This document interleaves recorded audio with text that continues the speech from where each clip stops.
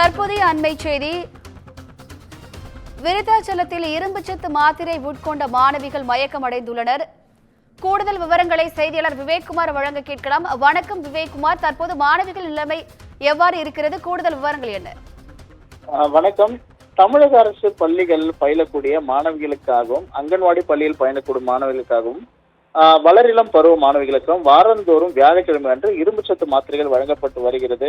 அவ்வாறு வழங்கப்படும் மாத்திரைகள் பார்த்தீங்கன்னா, மாணவிகளுக்கு ரத்த சோகை நோய், உடல் வளர்ச்சி பாதிப்பு, அதே போல உடல் சோர்வு, சுறுசுறுப்பாக இல்லாமல் இருத்தல், படிப்பில் ஆட்டம் இல்லாமல் இருத்தல் உள்ளிட்ட பல்வேறு பிரச்சனைகளுக்கு அந்த சத்து மாத்திரைகள் தீர்வு காண்பதற்காக வழங்கப்பட்டு வருகிறது. அதன்படி விருத்தாச்சலம் பகுதியில செயல்பட்டு வரும் பள்ளியில இரும்புச்சத்து மாத்திரைகளை அதிக அளவில் எடுத்துக்கொண்ட மாணவிகள் தற்பொழுது மயக்கம் அடைந்து விருத்தாச்சலம் அரசு மருத்துவமனை சிகிச்சைக்காக அனுமதிக்கப்பட்டுள்ளனர். இதுல முக்கியமா அந்த மாணவிகள் பள்ளிகள்ல வழங்கப்படக்கூடிய மாத்திரைகளை சேர்த்து வைத்துக் கொண்டு வீட்டில் பெற்றோர் திட்டியதால் இந்த மாத்திரைகளை உட்கொண்டதாக தற்போது தகவல் கிடைத்து மருத்துவமனையில் அவர்கள் சிகிச்சைக்காக அனுமதிக்கப்பட்டுள்ளனர். மேலும் 3 பேர் இது குறித்து பெற்றோர்கள் என்ன தெரிவிக்கிறாங்க அப்படின்னு பார்க்கும்போது, சத்து மாத்திரைகளை மாணவிகளுக்கு வழங்கும் போது அந்த மாணவிகள் அதை எவ்வாறு உட்கொள்கிறார்கள் என்று கவனத்தில் எடுத்துக்கொள்ள வேண்டும். அதே போல மாணவிகள் தவறான எண்ணத்தில் அந்த இரும்பு சத்து மாத்திரைகளை உட்கொள்வதாகவும் பல்வேறு புகார்கள் வந்துள்ளதாகவும் தெரிவிக்கின்றனர்.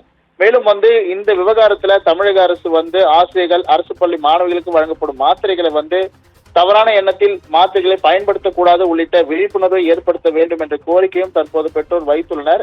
பள்ளிகளில் வழங்கக்கூடிய அந்த இரும்பு சத்து மாத்திரைகளை அதிக அளவில் உட்கொண்டு இந்த மாணவிகள் தற்போது சிகிச்சை பெற்று வரும் சம்பவம் பெரும் அதிர்ச்சியை ஏற்படுத்தியிருக்கக்கூடிய சூழ்நிலையில பெற்றோர்கள் இது போன்ற கோரிக்கைகளை வைத்துள்ளனர்.